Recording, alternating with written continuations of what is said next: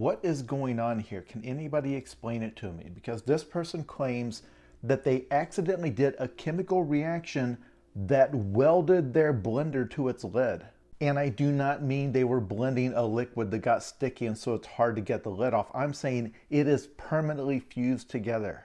Everybody seems to agree they just have to throw this thing in the trash. So the post says, my wife made a honey balsamic glaze using an attachment for the blender and then couldn't open it. It's completely welded itself shut.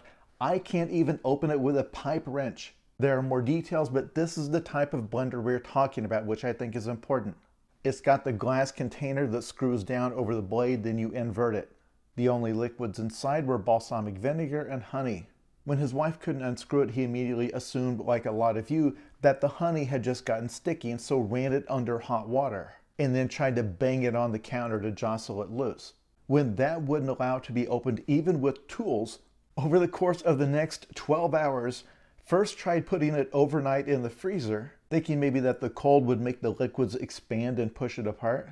Then took it out and tried immersing it in a bowl of water that had just been boiling. When that didn't work, ran it through the dishwasher on its hottest setting. When that didn't work, submerged it in a pan of actively boiling water. And when it appeared that the pipe wrench wasn't going to be able to unscrew it without shattering the glass, made a makeshift strap wrench. Then 3 people all trying to turn it at the same time could not get it to unscrew. Now, I would have assumed that the person was just exaggerating for comic effect, but the replies were full of people saying, oh no, that's honey and balsamic vinegar. One guy said, if you did this in the kitchen where I work, you would be fired. And then when other people who were as confused as I am said, so you can make homemade super glue out of those 2 ingredients? To which they replied, oh no, this is far, far stronger than super glue. They've effectively made a type of epoxy here. As this person says, and everybody seems to agree, it would be easier to unstick this thing if you had sealed it with automotive glue.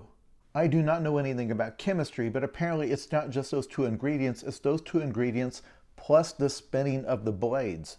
Is this something that everybody who spends more time in a kitchen than I do already knew? If so, what's the principle here? Can somebody explain it to me like I'm a child?